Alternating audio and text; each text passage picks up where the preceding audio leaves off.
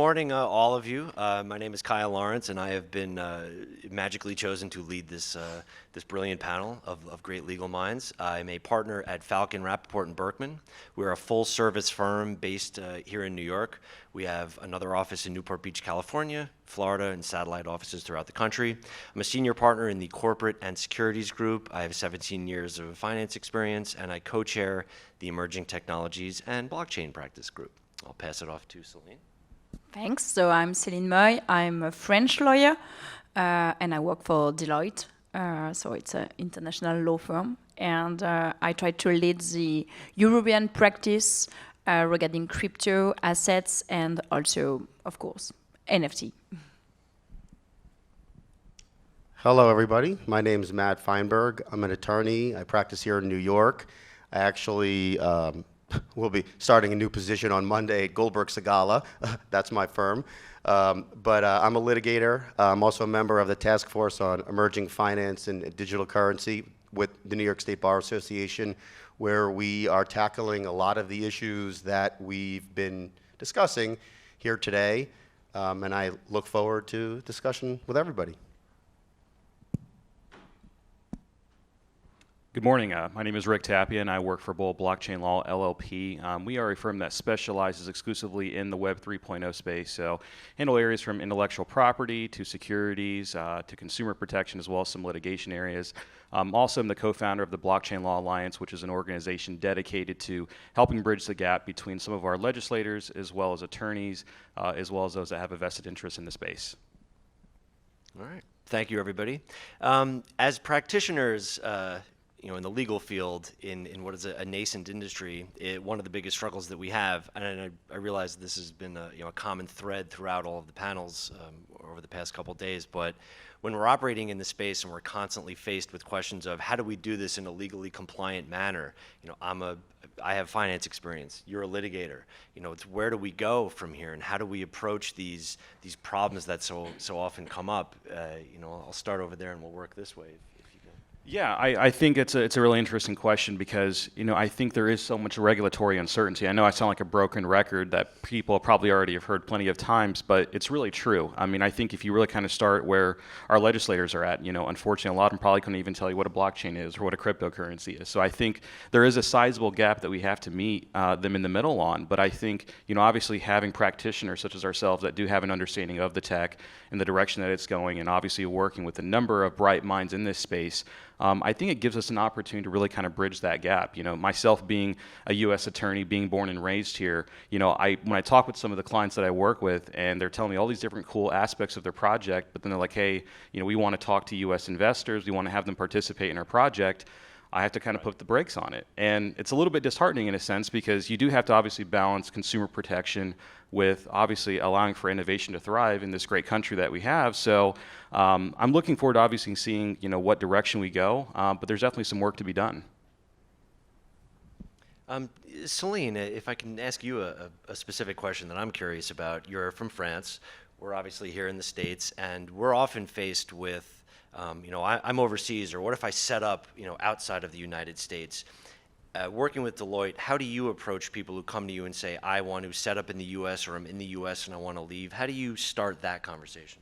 Yeah, so it's very complicated because we don't have like a uniform regulation in Europe. Okay, so we have specific regulation for example, digital asset service provider in France, and we have a different regulation in Italy and in Spain and all that kind of things. And we don't want to work a lot with, American citizens because it's very complicated to do that. And so we will have, I hope next year we will have, the MiCA regulation. So it will be like a European regulation for digital asset service provider and ICO. There is no regulation at all for NFT, so it's quite complicated. And if you want to buy an NFT or to sell an NFT, we have to do a specific qualification regarding each country in Europe. So we have a lot of troubles with the European regulation. So when we have something coming from the US, it's more and more complicated because we are unable to qualify exactly the situation. So at this time, for for the DASP, even if they are regulated, for example, like Binance or Coinhouse or Bitstamp, it will be very complicated for them, to obtain the authorization to deal with American citizens. You said two things that are lawyers always say that people go nuts about. My wife specifically, actually, you said it's complicated. Somebody says, "What if I want to do this?" Well, it's complicated. Well, it depends. My wife asks me that all the time. She's like, "What if Kim Kardashian gets divorced? Like, what happens to her assets?" I don't know. It depends. I don't know. And you also said that the laws are very fragmented from country to country. That's something that plagues us here in the United States. We do have a federal body of law, obviously, but we also have 50 states that treat these things differently. New York treats them one way. Wyoming treats them differently. If I could turn to you, Matt, as a litigator, how do you approach these topics when you have 50 different states and sometimes you don't even know who the bad actors are? How do you approach that? It's extremely difficult. And in this country, we have states' attorney generals, which in New York State, we have the Martin Act. So our state attorney general has the power to investigate Wall Street, which is major. So clients not only have to dealing with the federal landscape, but they have to navigate their respective state landscape. And it's extremely difficult. It's been hurting innovation. I don't think it's good the way we have it now with a lack of clarity for the state. And sorry to be the lawyer, but it does depend on where you are and what state you're in, because that makes a big difference. When you're operating in New York State, that's probably going to be a lot different than operating in a majority of the other states. So it's a very hard landscape to navigate through, and it's difficult, and it's a matter of fundamental fairness to the client. They are having to deal with, in some cases, multiple enforcement actions from multiple regulatory agencies at a federal level and then on the state level. So we have to do better. We need legislation. And everybody being here, this conference, us talking about it and educating others is the right way to do it. And that brings me to talk about what I do with the State Bar Association and with the task force. And one of the things I really enjoy doing is explaining to lawyers Web3, cryptocurrency, and blockchain, because whether they realize it or not, it's going to be coming into their practice. So whether it's regulatory or something else, it's all about education, and that's the way. And then I'm pretty confident in the next year or two we may have some meaningful legislation, but we'll see. Well, let's put some money on that, because I have it at currently I'm at 4 years, because last year I was at 5. Quite frankly, I'm not as optimistic. I'm not about our taking that bet. legislatures. Yeah, I mean, we can't decide on how to fix roads in this country. Like, come on. As a securities attorney, I find it very interesting because I've appeared before the SEC and I've worked with the SEC my entire career. And when Gary Gensler, not to pick on him, and I know this is being recorded, so sorry, the idea that he comes out and says, cryptocurrencies having no real roadmap to how to be compliant is a false narrative, was his exact words. I find that completely disingenuous. And I think when he's sort of at the forefront and he's the main gatekeeper right now of these enforcement actions, and he's the liaison that we have to Congress. It's just, I don't know, it's not ideal. I can go on for hours about that. I don't want to do that because it's a little early and I haven't had enough coffee to get that riled up. But if you want to talk to me outside about it, I can speak very colorfully about it. Rick, if I could turn to you, being from Indianapolis, what's the landscape like over there? Admittedly, I don't have clients in there, all over the country except there. So what's it like? Yeah, absolutely. Great question. So I think a lot of it actually is centered on actually working with legislators. So really at the statewide level, our organization, the Blockchain Law Alliance, works with a number of law professors in the state and a number of state representatives and state senators to educate them about the, obviously blockchain technology and a lot of the different use cases. So, the idea is obviously that at some point we get some state legislation going to where we maybe mimic some of the things that are being done maybe in Wyoming, some things that we've seen in other state jurisdictions as well. And Celine, so you mentioned before when we walked in that you're in the States a lot. Do you have more clients that are based here, or are they based over there? Or can you not answer that? No, of course in Europe, especially in France, and also sometimes, from the UK, because since the Brexit, it's very complicated very complicated for investors and also digital asset service providers to be compliant, and the FCA in the UK is more and more strict, so it's quite complicated right now. But there is also a big difference, I think, regarding the tax system, because we talk a lot about, the crypto regulation and the SEC, and in France it will be the IMF, or in the UK it will be the FCA, but we have also big differences in each country regarding the tax system, and in France we have a specific regulation when you want to sell your crypto to fiat. It's possible also to pay something.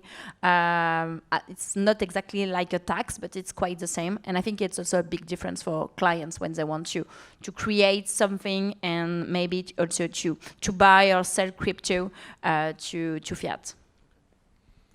It's interesting you say that, people want the regulation, they want to know what to do. Again, being a securities guy, if you come to me and say, I want to raise money to invest in real estate, I know exactly what you need to do in order to do that in a compliant manner. And just us in the crypto industry, we don't have that, despite what they say, over at the SEC. Do you guys, if I could turn to you, do you have a lot of clients who are willing to take the risk and say, you know what, I'm going to do this, and if they find me, they find me, and if not, then I'll just deal with it? Or how does that work in your practice?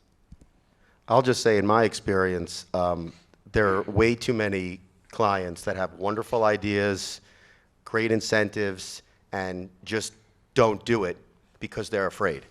Because they know that an attorney that they trust can't give them an answer that they want.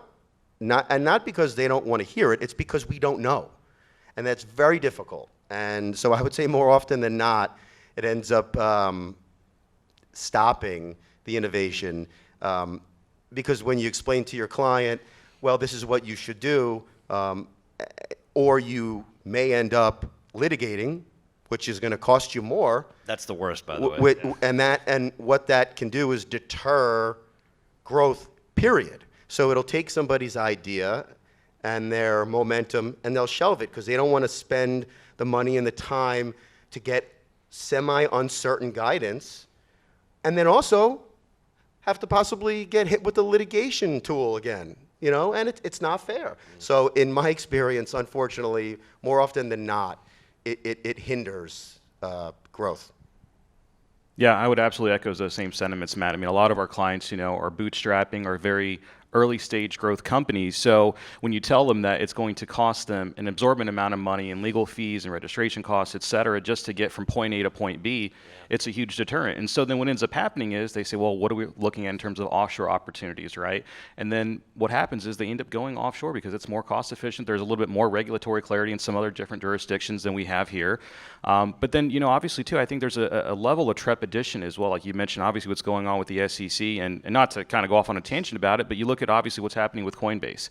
Coinbase was really adamant that, hey, we had a lot of conversations with the SEC, and then now they turn around and get hit with a Wells notice. So, when you're obviously, your regulators are saying one thing, or hey, come in and register with us, and then their actions speak differently, I think that deters a lot of people in the marketplace. No, it's a great point, and the reality is when they talk about, come in, we have office hours, come in and talk to us. If you go in there, you walk out with a subpoena. It's not, you just identified yourself to them.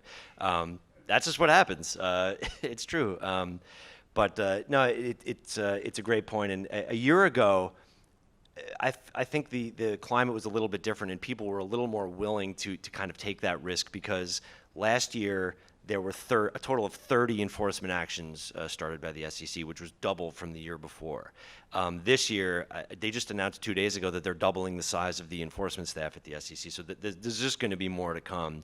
And I think that the client's temperature, especially people who are bootstrapping, as you said, that's their money. They've worked their whole lives to set up this company. It's their dream. And the idea that it could just be squashed at a moment's notice because there's no roadmap for compliance, it's really difficult for them.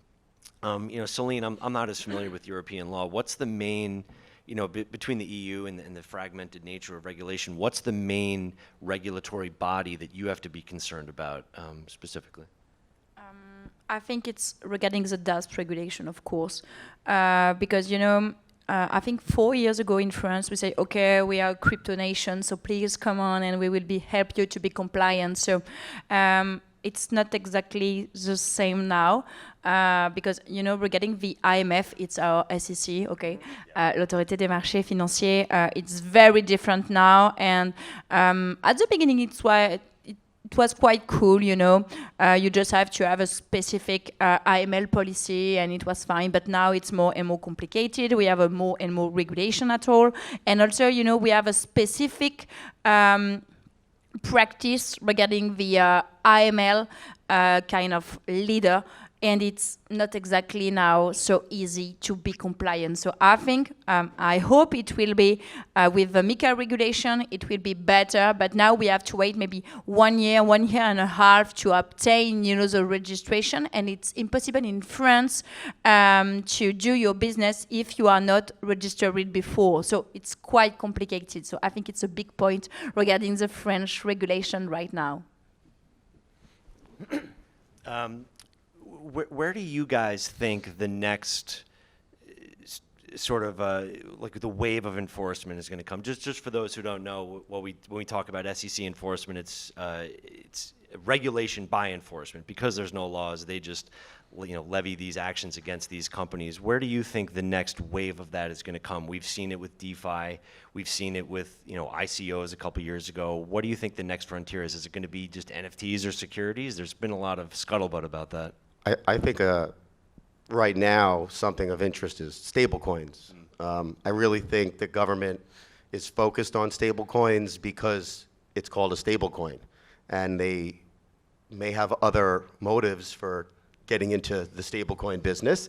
But I think there are a lot of consumers that rely on stablecoins because it's supposed to be stable, and that brings up a lot of consumer protection issues. So I think regulatory-wise, I feel like we'll see a crackdown there, which may lead to more positive outlook on legislation for stablecoins.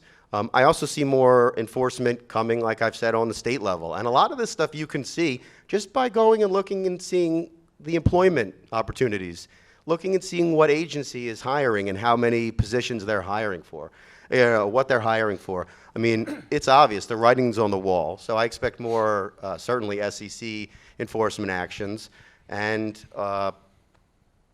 definitely, I think, stablecoins. Absolutely. No, I would agree. Stablecoins, I think, are going to be a big target as well. But I definitely think, the SEC and other regulatory agencies are taking a top-down approach. I think they're really looking at the Coinbases of the world, Kraken, other larger exchanges as really kind of a deterrent method. Hey, if we can take them down, what do you think we could do to you guys? And I think that's the kind of message that it's sending. So I would definitely anticipate more enforcement actions in the coming months and coming years against some of the more larger exchanges in the U.S. as well. Right. For my money, you said something interesting, that it's going to be stable coins, and that I would be okay with if that was what the regulation focused on, and only stable coins. One of the fears is that we have another Sarbanes-Oxley type of situation where something catastrophic happens and bipartisan support, which is kind of it's not always the best thing. Two sides get together and say, we need to react to this, we need to do that. And Sarbanes-Oxley, in theory, is a good thing, but it just exerted so many costs on these companies. It became impossible to become a public company. It deterred you from becoming public if you wanted to go public. It didn't make any sense the way it was implemented. So if regulation comes in and it's limited to stable coins, that could work. If it's overarching and it just says this whole industry needs to be squashed, that can definitely be a problem. And something you said, Rick, with going the top-down approach, we saw it when the SEC started going after Gemini and Genesis. I think it was Commissioner Crenshaw who made this completely flippant remark that I couldn't believe she said it. It was, if the SEC were to say that an 8.5 by 11 piece of paper were a security, then everybody's paper would become 9 by 12. And that just to me is disingenuous. We all want just a clear idea of what we're doing. I don't know. I think we only have a few minutes left, so I'll welcome closing thoughts. If anything you want to add about yourself? Yeah, sure. No, it's always hard to talk about regulation because we don't have, like a uniform regulation all over the world, of course. But the market is a global market, so it will be. I think it's a big key point for everybody. So we try to help our clients to be compliant, but it's impossible to know exactly what does that mean to be compliant. Could be compliant regarding a specific AML policy, could be also a tax specific regulation, but in a big way, I think it will be, very complicated for every digital asset service provider, or when you want to do an ICO or something like that, or when you want to do stablecoin. So I think we have to wait, but it will take a long time to be compliant and to have a global regulation at all. And also, what does compliance mean? If the speed limit is 70 miles an hour, you can really go 75, and it's still kind of okay.